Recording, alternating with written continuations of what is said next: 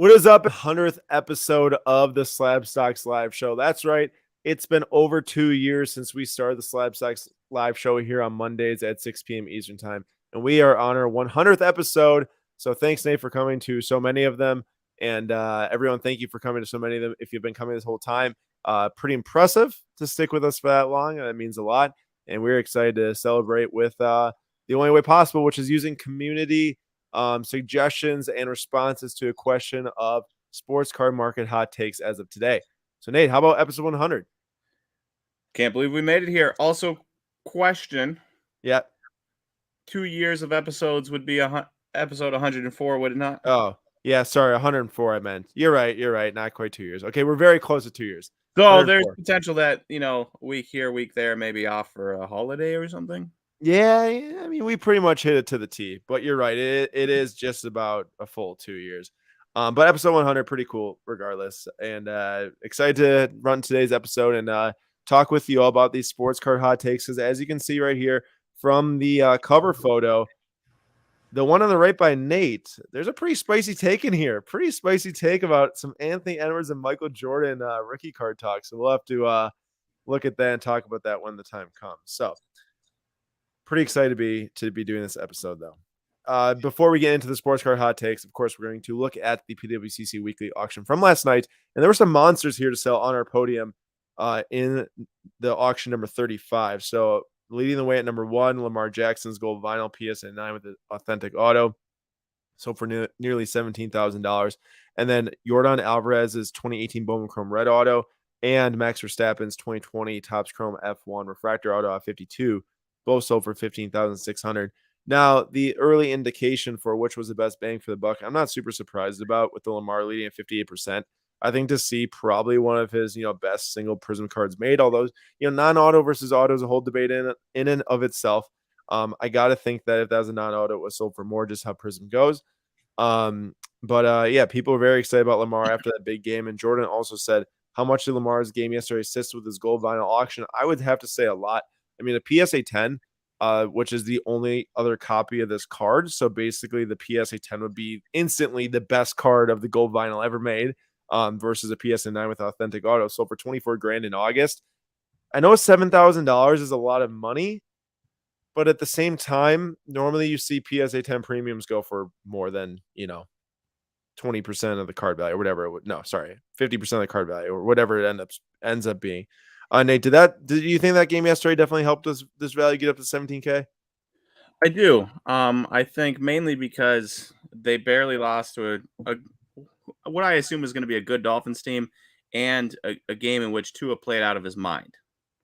It took a perfect fourth quarter to beat Lamar Jackson. I think people are going to notice that and not really consider them 1-1, and I think Lamar Jackson is back up there. Jordan says, if you own the card, would you keep it with authentic auto or have it reslabbed? It's an interesting point. I mean, the fact that the card is graded already means that the autograph is authentic, because they wouldn't grade the card if it was a fake auto. So to put the authentic auto there is a little interesting, because at that point you're almost just conceding to the fact that's not a 10 autograph. If otherwise you would just would have had it slabbed as a 10, went with the auto numerical grade. I don't think it has that much of an effect on a card numbered out 2. You start looking at maybe Bowman Chrome base autos, and then maybe it's got to affect something like that. But I don't think it really affects the card so much. BLK, hope all is well, guys, and we hope all is well with you too. Dennis says, baseball market is way down. Why would Soto be down? Nate, really quick synopsis with why Soto cards might be down so much right now. And the next slide actually talks about baseball specifically. Well, for starters, the Padres have been pretty bad. And for secondsies, Soto's been pretty bad. Before yesterday's game, in which he had a double, a single, and a home run, he had like a 706 OPS with the Padres. You can see why Soto would be down. I mean, the excitement of a new team propped it up for a while, but disappointing season is a disappointing season. Definitely. Not to say he can't bounce back, though. I mean, we've seen Mookie Betts go through disappointing seasons, and Aaron Judge with injuries and stuff, and really bounce back in a big way. Aaron and Nate, which of the three do you think is the best value? Best value, It's tough. I mean, Lamar has a poor rest of the season, and you're going to see, I think, trend down in value. I got to think from a security standpoint. I mean, buying the Max is a pretty safe and secure purchase in my mind. Just with how dominant Red Bull is, and Max seems to be, unstoppable as a driver. Along with that, it's a great pairing for, wins and stuff. Not necessarily a fan myself, but just seems to be the safest of the bunch. Nate, what about you? I mean, safest definitely Verstappen. Who's going to catch Yeah. him this year? Who's probably going to catch him in the next 10 years? You Yeah. know, Well, depending on how the development goes, could be some people, but at least in the next couple of years. but from a value standpoint, Jordan on the Astros, people don't really like him. I don't know how much that can go up, even if they win a World Series. Yeah, Verstappen, I feel like championships already baked in. that's facts. Lamar Jackson, on the other hand, he wins a championship. Right. So for me, if it's only $1,200 more, if I'm saying which one do I think can gain the most value, it's 100% the Lamar Jackson. Yeah, I would have to agree with that. The def might not even be the risky. Actually, it might be the riskiest. Jordan might be kind of safe just to put numbers in year out, and maybe we'll see what happens there with the Astros fandom. But definitely, Lamar has got the highest potential. Although the Max also could have huge potential too, depending on how hot the F1 market either keeps getting or gets over the next 3 years. So I think both would be a good bet. Worth buying Tatis's free fall. So this question is posed because his 2016 Bowman Chrome Gold Refractor Auto 9510 just sold for $11,700 last night, which is the lowest it's been in quite some time. It topped out at like $46,000 for that card, and it was as recent as in July, a $31,000 card. After the PED suspension, you're looking at $11,700. What is that? That's like a minus 60 some percent drop in the last 2 months alone.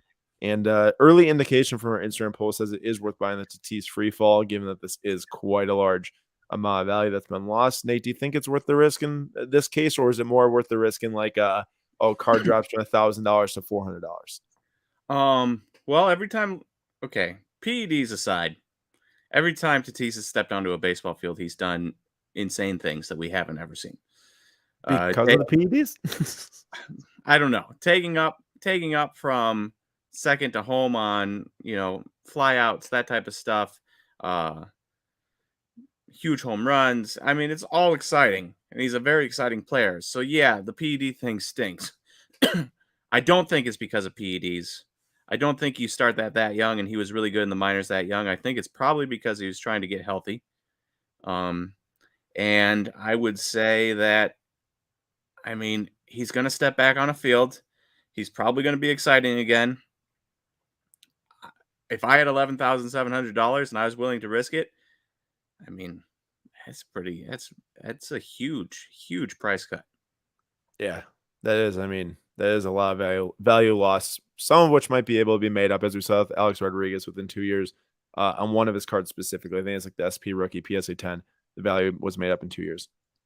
Nate, PD is aside, but where would you choose to Tatis if starting a franchise today? Let's say, like, would he be in your top 5 even?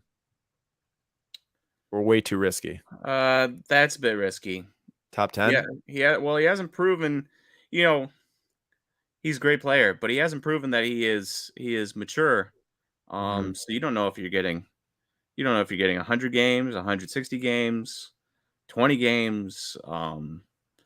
You don't know if he's going to be out riding his motorcycle instead of whatever else is in his contract, So it's one of those things where I would eventually, the value would get low enough where I'd have to choose him, Right. But I definitely think there's a point where, like, if you told me Tatis or Jordan, yeah, Tatis plays shortstop, but I would choose Jordan, Right. Because I know he's going to be playing. Gotcha. Last thing to look at here, better deal from last night's $100 section. Nate, kind of fun graphic here because I end up with 2 Detroit players, both at $84. DeAndre Swift and Riley Green. Better deal, Nate, at $84. A PSA 6 checker of DeAndre Swift or SGC 1010 Bowman's best Riley Green auto. What do you think? I mean, gotta be the green. I mean, a PSA 6, even if it is short print. All right. Well, long-term green. If I wanted to flip it in the next 2 months, okay, guaranteed Swift. Okay, that makes sense. I mean, that's fair to have 2 different reasons to buy a card. All right, and now we are very quickly jumping into the hot takes from this question that we posed to everyone. Literally just said, submit your hot take on the sports card market, and we're going to talk through a bunch of them today. And we want you all to give your hot takes in the comments as well as we're going throughout the stream. We can pull them up and talk about them for a little bit if you do drop a hot take in the comments. Otherwise, we will be walking through these ones that were submitted via Instagram. And then if you have any thoughts on the ones that were submitted via Instagram, please let us know in the comments as well. The first one from Austin Collects. Austin, we appreciate the honesty. People need to stop calling cards investments, quote, and y'all definitely don't help it. Laughing emojis. Is it a hot take, though? I don't know. It's a take. I mean, usually hot takes are like, I think DeAndre Swift's the best running back in the NFL. This is just him asking people to stop. Is that a take? I suppose you could just rephrase it and make it a hot take either way. Either way, the thoughts is still the same, that sports cards are not investments, I guess you could say, or should not be seen as investments. And that we do not help the cause being named SlabStox and posting charts on cards and market discussions and all that stuff. Hosting SlabStox lives talking about the market. But Nate, what do you have for us here? This looks like a dictionary definition. Yeah, so we grabbed the definition of investment, the action or process of investing money for profit or material result. And basically, the next slide, I have the S&P 500, which everyone would know is seen as an investment. Yep. Nice growth since 2004 with ups and downs. And then you have the card ladder 50 since 2004. Huge growth with ups and downs in there as well. Yep. So either both of these aren't investments or both are investments. One or the other. And so, like, I understand people that are, look, I get collecting cards in Card Beauty. Aaron asked me yesterday about a Tua Tagovailoa card with a Nike patch, and I didn't like it because the Nike patch was downwards instead of sideways.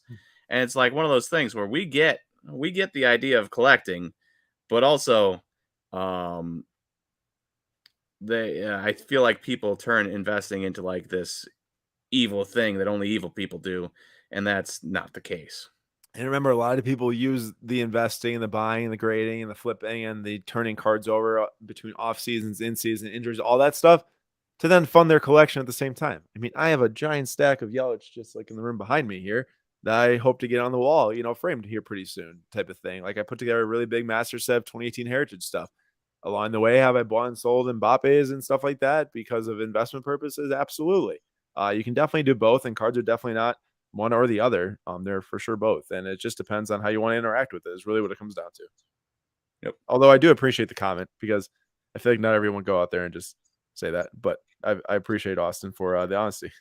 It's true. All right, next one is from Doug. Doug Lighty 2. Non-associated patch cards need to stop, along with the 1,000 different parallels. It looks like Nate grabbed us a couple different patch card backs here. One from Spectra, one from Immaculate, I think that is. Yes, sir. One from 2019, one from 2020. And you can see here, it's just the little section down there. The enclosed player worn, keyword there, or used material and autograph are guaranteed by Panini. And then LaMelo's, the enclosed officially licensed material, no player worn anywhere in there, is not associated with any specific game, player game, or event. And that's the I definitely agree with Doug. Like the idea of, at least for me personally, the idea of a RPA or an auto most of the time is said player touched said thing, and player touch jersey, player touch card to autograph it. If you have neither game worn nor sometimes an on-card auto, or even player worn for that standpoint. Like basically player worn means that these rookies wore them at photo shoots before the season started and wanted to get the cards in production. What? Still wore them. Exactly. Still wore them. So like that John Morant, in 2019, you see it says player worn. Very, very, very big switch in the language when it goes to LaMelo Ball. Now you can say, what you want about, the COVID happening between these two cards, but also you still see this today with a lot of different cards. With 2021, I went and checked Josh Giddey just in case, and he was the same thing. And I'm assuming, now maybe I'm right, maybe I'm wrong, but just thought process is, how much cheaper is it just to grab a random rack of Thunder jerseys or Hornets jerseys type of deal? And, game worn isn't going to be for every card either, for rookies for 2019 and, John Morant, that really only appears in Flawless, which does make those things very valuable. I mean, it's because they did get game worn jerseys in there. But even for veterans too, I'd have to go and look, and sometimes you see the not associated. type of language. But basically, game worn, player worn is really where it's at least for me. And then as for 1,000 different parallels, I have to agree. I mean, sometimes not sometimes, it just gets overkill.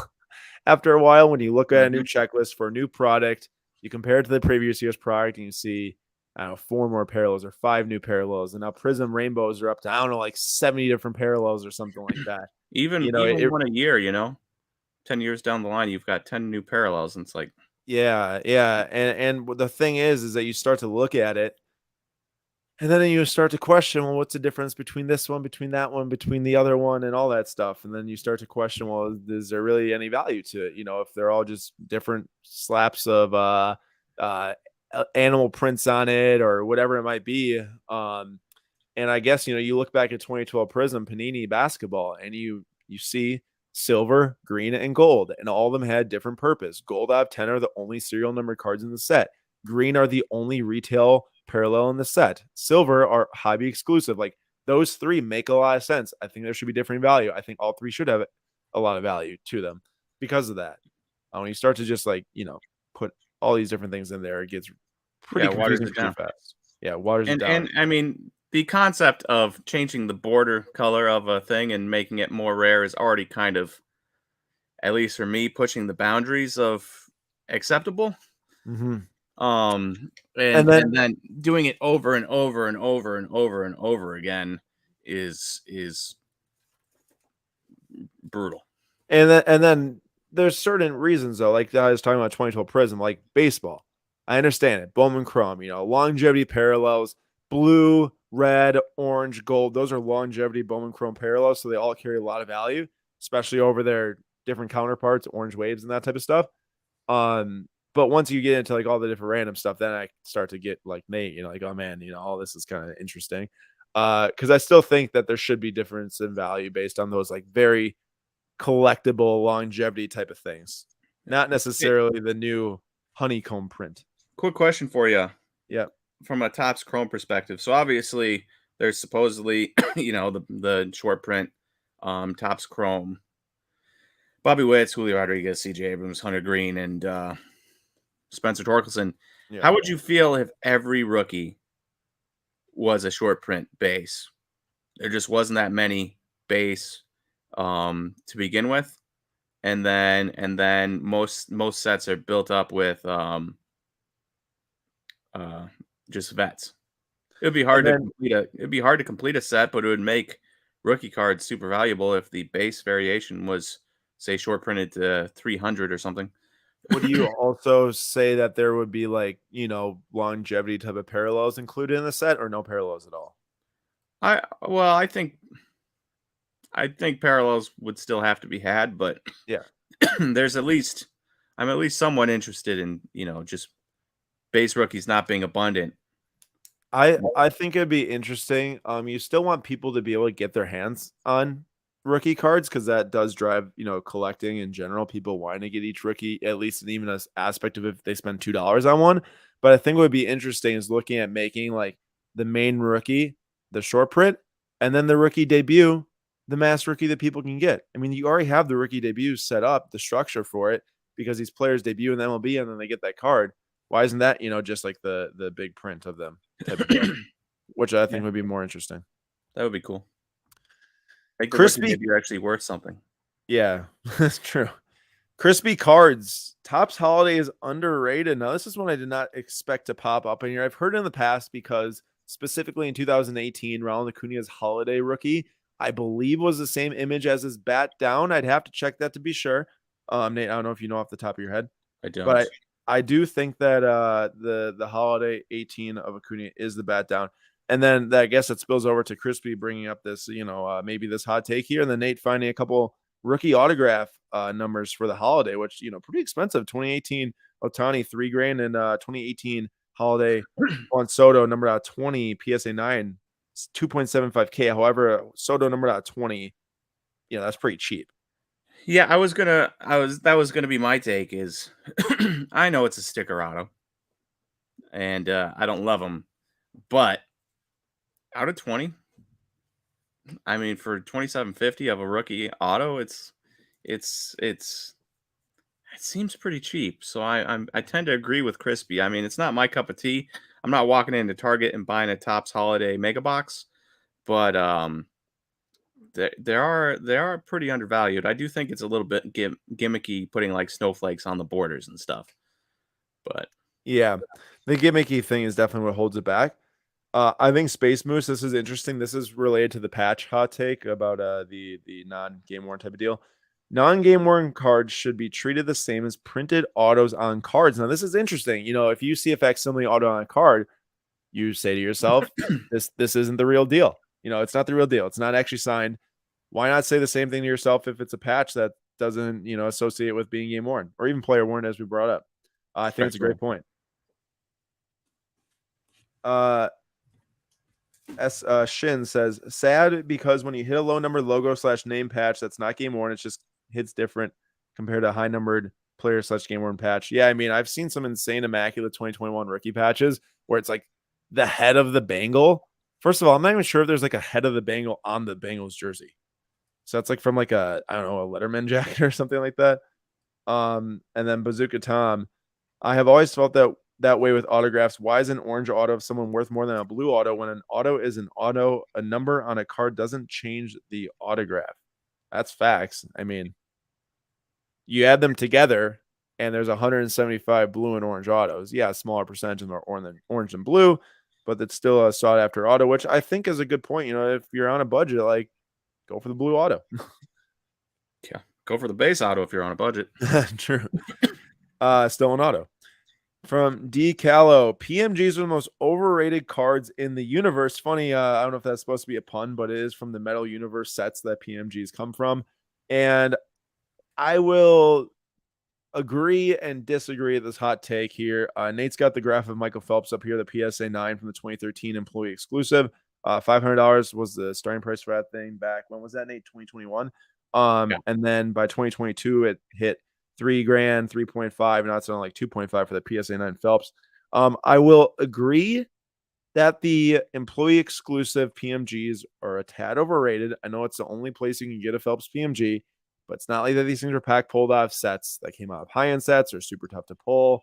You know, someone got them as an employee and then they made them into the market or made it out into the market, and now it's a card. I get that there's still rarity tied to it, but and then I'll agree on a second point is that I do think, even though as much as I was enjoying acquiring hockey PMGs and grading them and then end up selling them and stuff like that with the market getting hot, modern PMGs, unless it's like, I guess the first iteration of maybe like 2012 retro for hockey or something like that, which are pretty cool, they're not the 1997 real deal. I think the 97 PMGs are valuable and should be valuable for a reason because they've been collected for a long time and they're tough to pull and they're sick.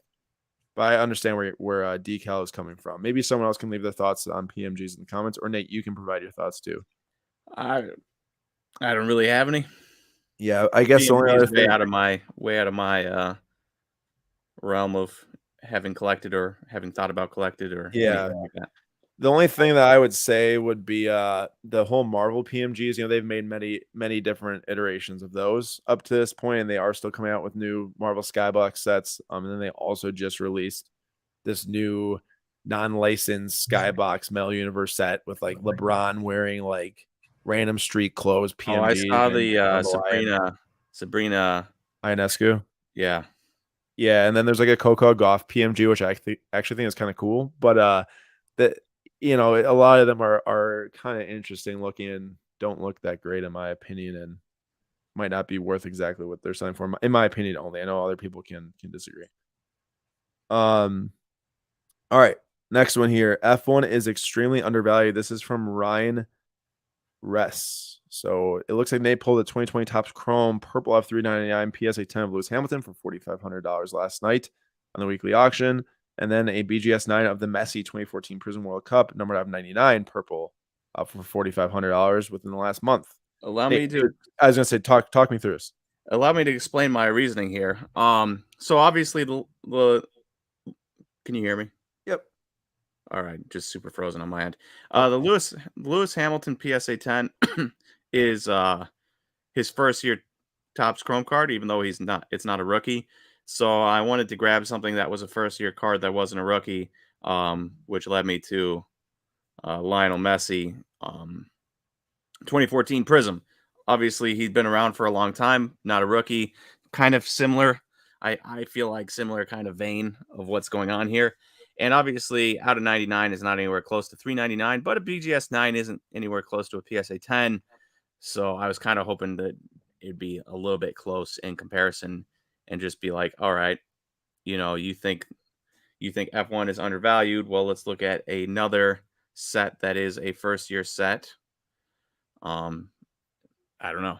I don't know if I'm on the right track or anything. Yeah, no, it's tough. I mean, you're looking at Topps Chrome versus Panini Prism, and with these two first year sets, you're not going to get the direct numbering equivalents because one's a Panini release and one's a Topps release. Now, if you looked at 2017 Topps Chrome for Soccer Champions League, that also is released 3 years later, and more people would argue, this 2014 Panini Prism is Messi's, first iteration of a modern card, like the Lewis and everything like that. So I agree, Nate. It's kind of hard to find a direct one-to-one comparison. But the only thing I'd say is that soccer, I've gotten questions in the past, Aaron, F1 or soccer long term. First off, I'd say both. I guess if you had to make me pick, I'd have to think about it a little bit longer. But all I have to say is that for F1, very few amount of drivers involved, very few amount of important cards that will go for a long time, long term, and grow, in my opinion. But for soccer, football, there's a lot more cards available. There's a lot more cards, I'd say, that are like quote unquote investable. Then with F1, you're looking at like Topps Chrome, Sapphire first year, and then Dynasty. And the rest, I think, is like, you can buy and flip it here and there, but from like a true long term, like really important aspect, I think 2020 is where it's at. And then soccer is just way more players and way more. And there's a lot of races, like 23 in a year, 22 in a year, but there's a lot more matches that are played throughout the year. Just in the Premier League season, there's 38, and then on top of all the international play, all the different stuff, there's just a lot more action, I'd say. But they both serve a really important purpose. The only thing I'd have to say about F1 is that like is a ton of money involved in the sport itself from the fans itself. Like to go to an F1 race, it's very expensive. To get high level access to an F1 race, it's very expensive.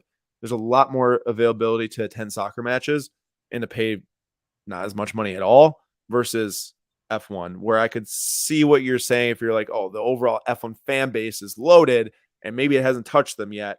So maybe that, that could be the perspective. And obviously I'm a huge F1 fan myself, just went to the Netherlands race and pretty much agree with Ryan's take. But I think that both are important in my eyes. Now, I have a question for you. Yeah, go ahead. So F1 is extremely undervalued. I mean, that includes all F1 cards, including 2021. So do you do you think are you telling me that it's just 2020 that would be undervalued, or do you think 2021 is also? I think it depends on what it is. I think the autographs in 2021 are pretty affordable for Topps Chrome when you look at how many autos are out there of each driver.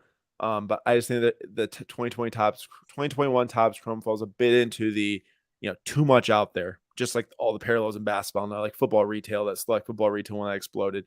And I don't even think it's kind of gotten to that point yet where it's up to like the select football retail that just blew up the overall production. I think we'll get to that point here soon with F1. It's like a 2022 release.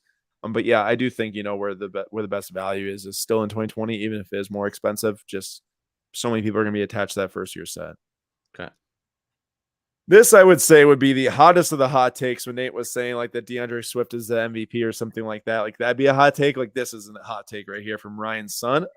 Ant-Man's Prism rookie card will beat 86 Fleer MJ rookie card in a few decades. Nate, let us hear what we have to see here. Well, let it be known that I was at least compassionate, because I was tempted to grab a Prism base because he didn't specify. Yeah. And put a Prism base up there, BGS 9 compared to a Fleer rookie or a Fleer 86 BGS 9, but I didn't do that. I went and grabbed at least a decent one. So Mojo out of 25 BGS 9 sold May 9th for $6,100. BGS 9 Fleer sold for $11,750. So at least from the outside looking in, he has somewhat of a point. I wouldn't be shocked if he had a couple good years. This was over $11,750.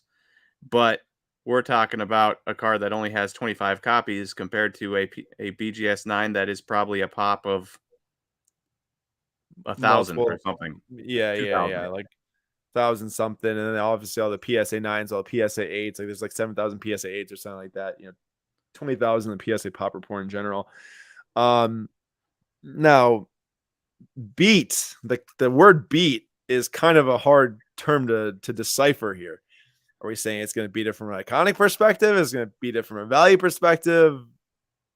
Or what? I don't know what it is, but either way, I mean, yeah, hot take. It will take a very low numbered Anthony Edwards card to sell for more than the best MJ rookie. I guess if you want to And say then the you PSA could find a number of non-MJ rookies that would beat that Anthony Edwards rookie. Yeah, definitely. And will this come true? Probably not, but Ryan definitely has got a hot take for us, at least in this episode. That is true. Nate, what about this one? This one I think is pretty interesting here, actually. Yeah, so Dub says Joe Burrow will never make another Super Bowl and will be a Kirk Cousins in 5 to 6 years. And all I have to say to that, regardless of stats, regardless of anything, you look at the guy on the left up top. You're telling me that guy is going to be playing as well as the guy in the bottom in 5 to 6 years? I don't believe it. There is too much swag going on in the picture above to become the guy in the bottom right-hand corner. No chance. You think Joe Burrow's confidence is going to take him above that Kirk Cousins level? Yeah, 100%. Professional athletes, from what I hear, not one of them, obviously. Confidence, overconfidence, cockiness. If you're not cocky, you're probably not successful, right? Or you're middling or this or that. Joe Burrow has confidence oozing out of him. Yeah, I would go with the confidence one versus the cocky one, because I think we know a guy here local to Milwaukee that is more of the uber confident and not the uber cocky. Giannis. Oh. And Giannis is doing everything but middling the pack. I'll say that much. But I do see what you're saying. Now, it's something to be said, though. I mean, first of all, Kirk Cousins hasn't made a Super Bowl, so I think right there it's already different. But 5 to 6 years down the line, you look at Kirk Cousins' last season and he's top 5 in passer rating. Joe Burrow could be top 5 in passer rating 5 to 6 years down the line. But is he going to be like one of those guys to where they're very desired? Kirk Cousins is not very desired in the overall market landscape. You never know which quarterbacks pop up in the next 5 to 6 years. You never know how big of an impact Mahomes, Allen, or Herbert have on the overall football landscape, to where is Joe Burrow the one that's left in the dust? I don't know. I'm not saying he is. I'm just saying that this hot take is not as outlandish as maybe some people think. And Space Moose adds another hot take. He won't even be considered as good as Kirk Cousins, let alone will ever make the Super Bowl. If he doesn't get an offensive line that can keep him upright, then he won't have a long playing career anyways. That is true. 5 to 6 years if he keeps getting sacked 40 times a year. Now, just imagine, I mean, I know this is kind of impossible from how like a draft would shake out, but just imagine Burrow behind like a Colts offensive line, which I don't know how good it is right now. I haven't watched many Colts games, but I know Colts offensive line has been hailed as pretty effective. You didn't lose 24-0 against the Jags? You had something else better to do? Yeah, I did actually. Weird. Unfortunately. If the Bengals can fix the O-line, they will be tough to stop. Joe Burrow is the real deal, in my opinion. So from ballparking, yeah, I think Joe Burrow's talent is not questioned. The success given the offensive line might be questioned. And they went for receivers over linemen. I mean, no question about it. They did. And it paid off to get into the Super Bowl one year. But will it help get them back is the next question. And it should be noted that at least part of me thinks that they probably got a little bit lucky. Yeah, I thought the same. Last year, Mm-hmm. But just stuff falls right. Yeah. But still, that doesn't take away from the fact that they still made it there. You make it there once, you have that feather in your cap. And yeah, that's brutal. On pace for 111 sacks. I mean, that guy might not make it through the season. Yeah, Dave says double from last year. That's I mean, I know it's only 2 games through the season, so you could, you can take those paces out pretty far. Maybe they give up 1 sack the next few weeks, and then it's way different. But you never know. I mean, it has not been good so far. Global Sports Car Investor says, "Good day there, my American amigos. Hope you are all safe and well." And same back to you, Global Sports Car Investor. Thanks for coming once again. I'm sure Global Sports Car Investor, speaking of 100 episodes, I'm sure Global Sports Car Investor has been here either since the number 1 or like the first few. I remember you being around here for a long time. So thank you to Global Sports Car Investor and Dave too. And anyone else that's been in here for that long of a time. And everyone who's here tonight too, joining now for the next 100 episodes. You really dug yourself a hole and started trying to dig right back out of it. I try to dish all the thank yous around because I started to name one after another, and I said I can't leave anyone out. Browse for days. Baker Mayfield is not that guy. He's a solid 5 to 7 wins per year guy. Next, and this is his 2018 Prism Silver Auto PSA 9 here, which as soon as last year was upwards of $1,000, which is a crazy number, and then dropped down to 200 and now bounced back to around 300. But Nate, 2 weeks into the season, 0 for 2 or 0 and 2 for the Panthers. And I hear yesterday was not exactly his fault, though. I heard he had some drops. That being said, I don't really think this is a hot take per se, saying Baker Mayfield is not that guy, considering the Browns cast him off for a 5th-round pick, and his card is currently on this trajectory. I think a lot of people agree with Browse for days. Yeah, I'd have to say the same. Although I guess Browse for days might be going after a couple of people that spent a lot of money in Baker Mayfield cards. I think the most expensive Baker to ever sell was that NT logo shield that sold for $133,000, $110,000 last October. Card Ladder estimated values got that thing at $33,000 today. Woof. Also, shout out to Card Ladder Pro for providing all the data for this live stream and all the other live streams we do. And that Space says that's too common of a take to be considered hot. Yes, does not fall into It'd been a much more hotter take if he had said Baker Mayfield is that guy. He's going to lead a team to the Super Bowl eventually, or hey, he was AFC NFC Championship game. He was quite close to leading them in the Super Bowl. He's quite close. The Browns, that is. His wickedness. Erling Haaland is still way undervalued. This one is in the hot take / not hot take, and there's a lot of people out there who are clearly recognizing Erling Haaland's scoring ability in the Premier League, specifically coming from the Bundesliga, and sees that the record can be broken this year, like us, as we snagged this black refractor number 15 BGS 8.5 of Haaland for a nice deal at 37.20 on last week's Flip Quest episode. And in the same episode, one ended up selling for 5,200, so we were quite lucky with getting our purchase price there.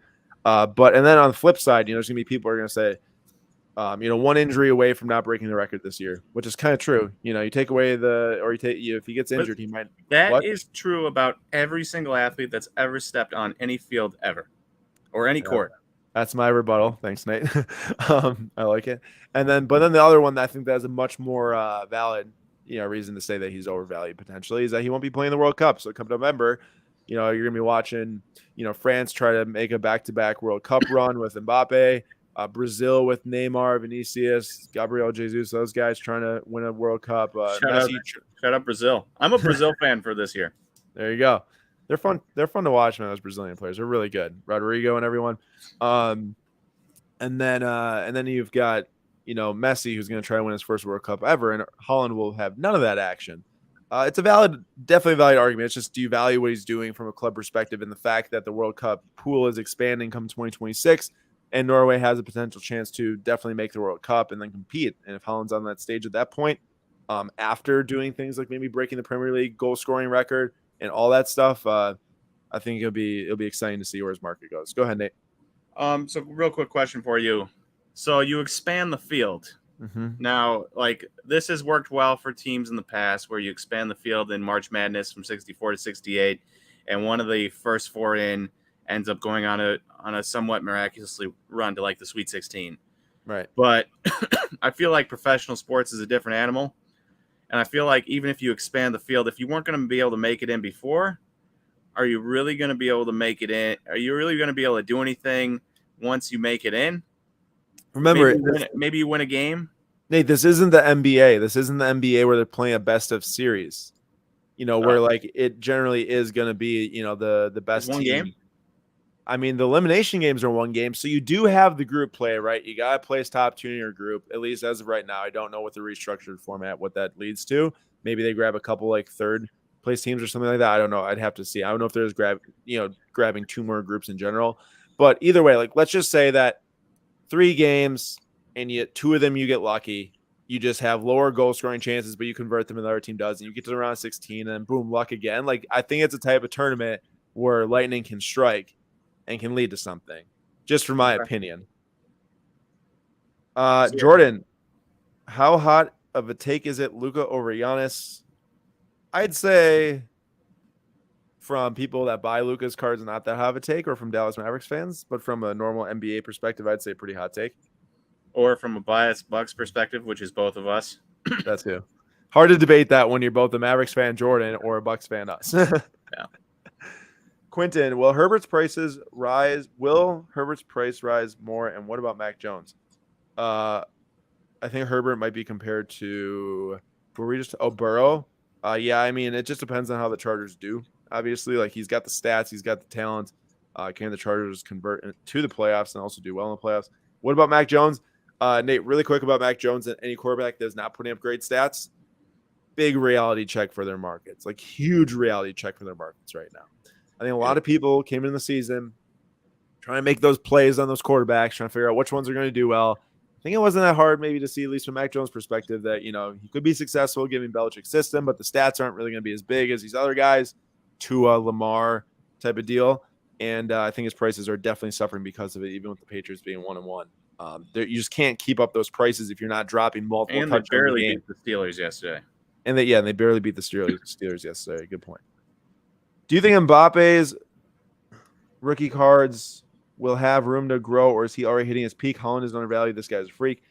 I think that Mbappe, I know his autographs are selling for a ton right now of the first Topps Chrome set and everything like that.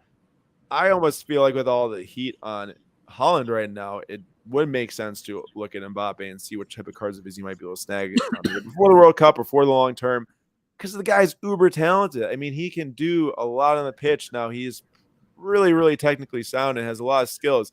A lot of people, the biggest gripe with Haaland is that, you know, he scores goals because of his physicality. And it kind of reminds me of Giannis's, you know, people who try to like tear down Giannis and stuff like that. He's only good because he's tall and he dunks. Yeah, which obviously Giannis is extremely skilled, but guess what? There has been other big athletes in the NBA. There's been other big athletes in soccer and everything like that who don't do what Giannis or Haaland does. You need skill to be able to do that. Some of Haaland's aerial goals, you know, with kicking the ball when he's in midair. I saw insane. That goal he had the other day. Yeah. That was insane. The one where he like hit it, he was foot in the like above his head and then like gets it off the side of the foot and directs it the other way. Yeah. It was not luck. That was straight skill right there. He put it right where it needed to be. But in general, I think that, Mbappe's cards do have room to grow, especially if he can get a back-to-back World Cup. Not saying it'll happen, but he's got a chance to. And then what he's able to do once he maybe moves to Real Madrid. You know, his contract's 2 years at PSG. What's up, Nate? Real quick, you brought up my biggest pet peeve ever, and that is people that say Giannis is only good because he's tall. If he was 6 inches shorter, he wouldn't even be in the NBA. Number one, he's not 6 inches shorter. And number two, if it was just because he was tall, Boban Marjanovic and Sean Bradley, RIP, would have been the best players in the NBA history. Yeah, pretty much. You know? His body control at that size, with those handles, that vision, that passing ability, finishing ability, it's just unbelievable, actually.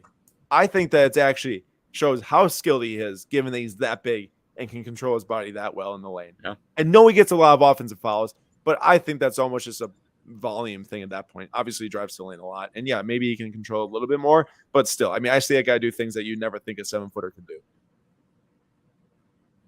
Wait, Tech. I know what a bicycle kick is. This was not a bicycle kick. Yeah, it was not a bicycle kick. Although I would like to see Haaland pull one off. Wasn't it Sean Bradley that are you sure? Wasn't he the one that got in a bicycle accident? I think he's still alive. I think he's still alive. Who's the really? Oh, he's just paralyzed? Oh.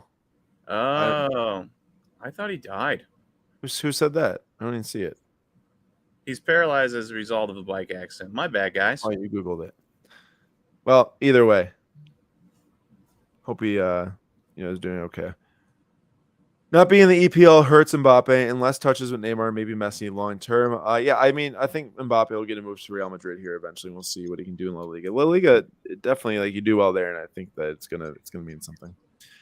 All right, next one from One Card, One Story. Unless you make your money in flipping, never buy an NFL card until after a player's 5th season. This is interesting. Nate, what do you have to say about that? Well, I'd say Mr. Tom Brady agrees with you. You can look at that graph.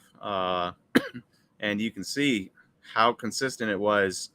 2000 obviously isn't on there. It starts in 2004, but 2004 up till what is that 2016? Pretty Yeah. much a similar price. And we're 16 years in before it spikes, and obviously that's market and everything, but still, I mean, I do kind of tend to agree with them. If you are in the flipping game, yeah, you want to buy those quarterbacks early, but it's like people throwing around $21,000 for a Trey Lance gold before the season even starts. Game number one, he looks terrible, conditions aside. Game number two, he breaks his leg or breaks his ankle. Yeah. I definitely think you're going to miss out potentially on a Joe Burrow situation, but you also will know, where you should put your eggs in which basket, based on how they're doing and at a decreased price, you'd assume too, versus a huge market pop. Unless they keep on building from there, you never know. But even Mahomes, if you waited till, now you'd be buying it less than it was when he won for a Super Bowl. It's true. Merlin retail will be better than hobby. This is for 2020 or 2021 Merlin Chrome, because in 2020 Merlin did tout blaster boxes out in the wild and I think online too. And I did hear that Merlin Chrome blasters, while I did not rip any, were pretty darn effective. And I heard this year too, you're getting like a color of blaster around there or something like that, numbered. And I don't know if these are hobby only inserts. I haven't opened any of the 2021 yet, but the Renaissance insert looks sick from this year's Merlin. Kind of has a stained glass effect to it, but very cool insert. There's Messi. And I know last year, 2020 Topps Chrome Blaster boxes for Champions League specifically, people were finding Messi autos, red out of 10 Judes, just like a bunch of super sick stuff. I'd imagine that Merlin Chrome this year for retail will be a little similar, where you can get nice stuff out of it. Better than hobby, that's up to the opener and what prices you're buying at. Probably to determine that. You kind of have to open a lot to see, okay, if I put $2,000 into ripping retail or even holding retail, or $2,000 into ripping Merlin hobby or holding hobby, what pans out better. It's kind of hard to figure it out if you're doing one box here, one box there. But interesting take from Coppin Cards that we'll have to see how that plays out as retail starts to hit shelves. I don't know the actual price of these 2020 boxes, Mm-hmm. but I think the asking price for the blaster was like $80, and the asking price for the hobby box was $300. Yeah, it's like 280, 300 on there for those hobby boxes of 2020. And then blasters, it appears to be open market around $70. So So it's like, would you take 4 blasters and hope you get better cards than a hobby box? I don't know. yeah, I mean, I'd say in a hobby, you're pretty much looking at obviously the auto and then maybe 4 colors, 5 at the most if you get the auto color. You're ripping 4 blasters and you're hoping for at least the color of blaster. You get 2. I guess that's what determines that. It'd be interesting. Ooh, What? Jordan, I like this. Nate, your RJ stat is crazy. Was that in Milwaukee? So by RJ, he means Randy Johnson. Did you see my story today, Aaron? I did. I remember you told me like at one point a while ago you saw that home run live. Yeah. So 19 years ago today, I witnessed Randy Johnson's only career home run live at Miller Park. It's Yeah, my that's small pretty. claim to fame. It's pretty wild. Joseph says that 5-year theory means you're never buying a running back since the average lifespan is 4 years. And yes, that's pretty much true. If you're doing the 5-year thing with the running backs, you're probably looking to collect them after the career is pretty much done, or at least their, prime years are done. At that point, you will be paying less than when they're super, super good. I can pretty much guarantee that. We've seen it with so many running backs. That first year or two is key for running backs and selling cards of them. After that, it depends if they can keep it up for a 4-year stretch, but most can't, or 5-year stretch. So that's a good point from Joseph. Global says the market value isn't in the top rookies in any sport. Do your research and actually watch matches to gain an advantage on the general flipping game. Looks like that Global says you should actually watch people play sports when buying the cards, which is actually a great idea, Global. I like that. And I agree with that. I mean, there's no chance I'd be able to, buy and sell soccer cards like I did for the last few years, or F1 cards, and have a collection like that without really enjoying the sport or watching the sport and enjoying it, like WWE. Never bought a WWE card. Maybe like a $1 card out of like a raw lot at a show or something at the very most, but I don't even think I've done that before, Like you really do need to be able to watch and enjoy it to really get into it. Mm-hmm. Is the red Renaissance SP to 5? I don't know. I mean, it'd probably be serial numbered, I guess, if it was red 5, you'd assume. I don't know though. I haven't looked enough into Merlin for this year.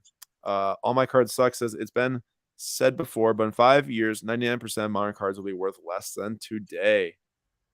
Hey, So I was trying to come up with how to tackle this, and I had a couple sassy ideas.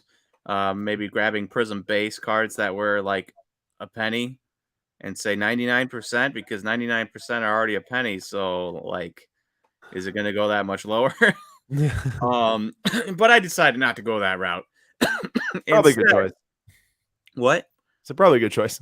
Yeah. Instead, I'll ask you this. So I didn't want to grab like Tom Brady or something like that, LeBron James. But here we've got Giannis, Prism Gold, BGS 95, 528,000 in May, and the red PSA 7 auto of Juan Soto, 144,000. Both obviously very good players.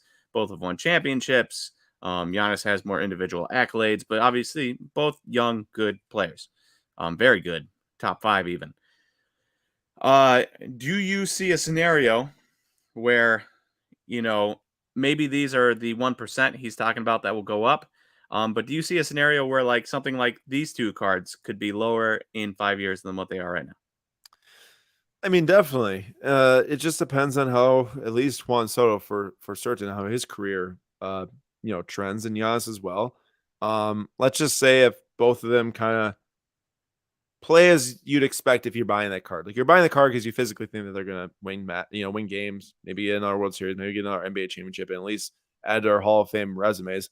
Um, I think that from there you just have to ask yourself, do you think that people are going to value rare cards as they do as of today? For myself, I think yes. I'm a huge hobby lover. I love the cards. I love the market. I love how people get excited about it. And I see it growing, especially with Fanatics getting involved and how they're going to target more sports fans to get in sports cards. Um, that's a big question you kind of have to ask yourself. And I think that with this specific hot take, 99% is obviously a lot. But as Space Moose says, there are a bazillion cards of random players. Easily 99% will be less or the same as today. Those two cards are top 0.00001% of all cards today. And that's true. That is a very small example. And that's that's kind of why I grabbed them, because saying 99% of modern cards will be worth less than today, well, 99% of modern cards are already trash cards. Yeah, like random base cards. I mean, that's already built into the equation, is that there are a bajillion modern base cards that aren't worth anything. I've got That also, hey, really quick to interrupt, that also could be a detractor for someone, looking to get into the market. Like, how do I find out that Marcus Thurman, Stadium Club, Chrome. This is the type of card that you take and you swing across the room, and it doesn't matter because it's already worth a penny. Or how about a And Bruno it won't be, Fernandez base? yeah, it won't be worth less than a penny. I mean, it's already technically worth less than a penny. Nobody's spending a penny on that card, but you get my point. Is that 99% of modern cards are already worth nothing, so you can't have less than nothing. Yeah, but from a perspective, I will say this. Yes, players generally go through a phase of growth. They hit like a peak at some point, and then they kind of start to slowly decline there until retirement. On the other hand, you have Tom Brady, who kind of was pretty flat, and then boom, hit a huge spike, all that stuff. So yeah, I mean, we'll see. There's definitely gonna be a lot of cards that are worth less than they are today. There's no question about it. There's also gonna be new products that are coming out with new players. They're then gaining value. It's just, it's just gonna keep going like that, basically. Yep. Carson Smith, 14-7. Justin Fields is the best NFL QB from this draft class. Not the best in college, but good in NFL. Nate, what do you have to say? As somebody who just watched Justin Fields play last night, and he went 7 for 11.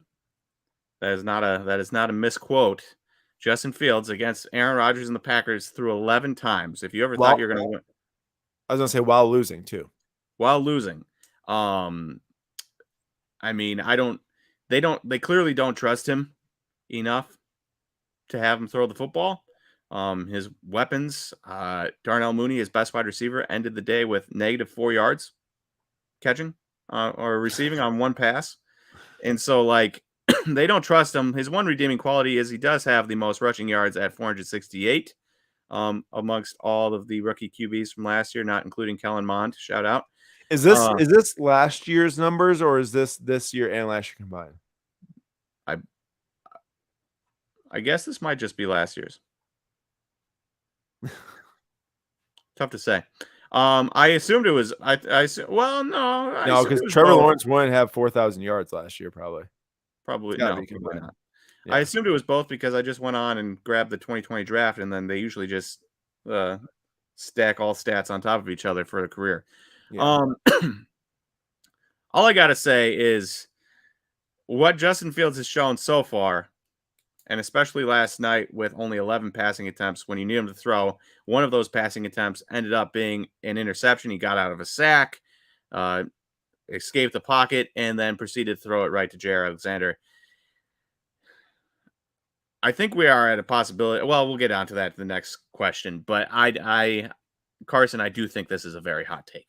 I do have to say, I mean, you look up in 5 years and I don't know, Nate, Trevor Lawrence, if the Jaguars can build around him, might be the only one left standing if things don't pan out properly for the rest. Yeah. You know, and a lot of people are spending a lot of money on those 6 guys. Well, that's the next question. If you want to flip to it. Oh, none of the QBs taken from the last 2 drafts will turn out to be elite. Some may be solid, but that's it.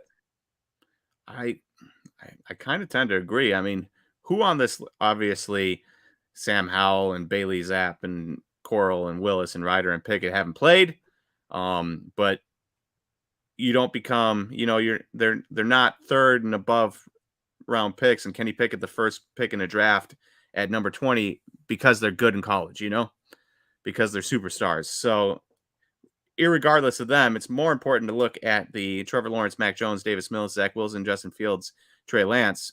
I mean, Davis Mills would have been the second QB drafted this year from a pick position Yeah, standpoint. from a pick perspective, I see what you're saying. And of all those guys, has any one of them? I mean, Trevor Lawrence just had his first good game of his career this weekend. Yeah.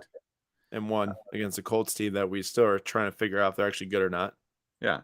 Zach Wilson hasn't been playing. Mac Jones has been pretty disappointing this year, and he has Bill Belichick as his coach.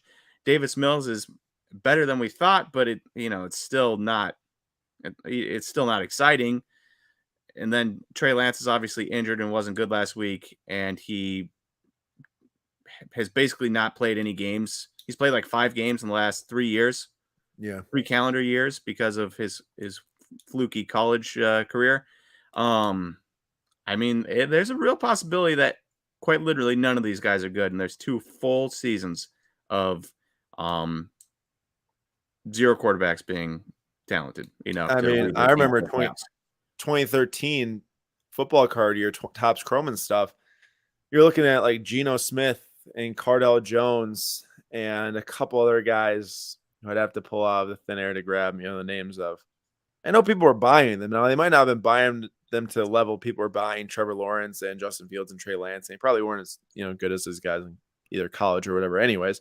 But still, like that's a draft class that completely had 0 quarterbacks ever even really made it. I mean, Geno Smith obviously starting off with Seahawks, but like no one's really buying Geno Smith cards from like an actual like investment perspective. And that was before people spent, $500,000 on a Prism rookie, black stuff like that. Yeah. So I mean, it is possible that they don't pan out. Like it very is possible. And teams look at different options eventually. World Cup. Then this one's from Manny, our guy Manny. This is the last one here. Actually, I added at the very end. He texted me as he said it wouldn't let him submit it because it's too long. But he said World Cup won't produce a huge uptick in the soccer market like everyone thinks. And I said, Manny, did you listen or read our monthly market report on 137pm.com or on Card Talk podcast? He said he did not, and he had the exact same thought that we had. For basically, I'm not going to spend a whole lot of time because I've explained in different live streams and everything. But basically, what it comes down to is that a lot of people are looking to sell at one time. And the economy and how all that stuff has shifted has definitely made for an interesting time to have the World Cup happen, where it's not a super, super hot sports car market from everything trending up in value perspective. And a lot of people are going to be looking to get that money out if they're not true soccer fans or football fans. And I do think a lot of people are going to be looking to sell around the World Cup because they tag 2022 as when they want to sell their soccer cards. So irregardless of if these cards are up or down in the last year, I do feel like we'll see a lot of supply. And on the flip side, you kind of think it might be a buying opportunity come the end of the World Cup, to maybe load up for the next, club seasons or World Cup in 2026. It might be an interesting opportunity if enough good cards hit the supply or if enough good supply hits the market at one time. So all I gotta say is, be on the lookout if you are a soccer fan. Yeah, Nate. Quick question for you. So Erling Haaland won't be playing at all during the World Cup. Nope. And how long is the World Cup? 1 month, just November. So 1 whole month of no Erling Haaland. Do you think that his prices will drop a little bit in 1 month where he becomes the buying opportunity? Yeah, I mean, you could probably see like a 10% drop.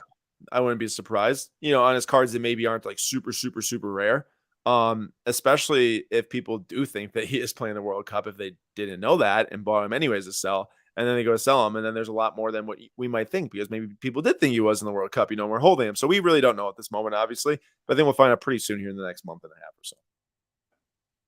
And to end the episode, tomorrow at 6 p.m. Eastern Time, Nate is going to be on Whatnot ripping some Merlin Chrome and some Stadium Club Chrome Soccer, two of my favorite sets from last year's soccer releases for Topps, and two of my favorite sets for this year's.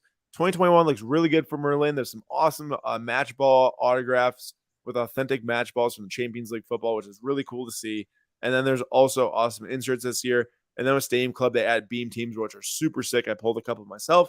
So that should be fun. Nate, some team breaks. And then on Wednesday, we know that the Topps Chrome release was very interestingly, expensive, and maybe there's no super short prints in there of Bobby Witt and Spencer Torkelson and Julio Rodriguez and stuff.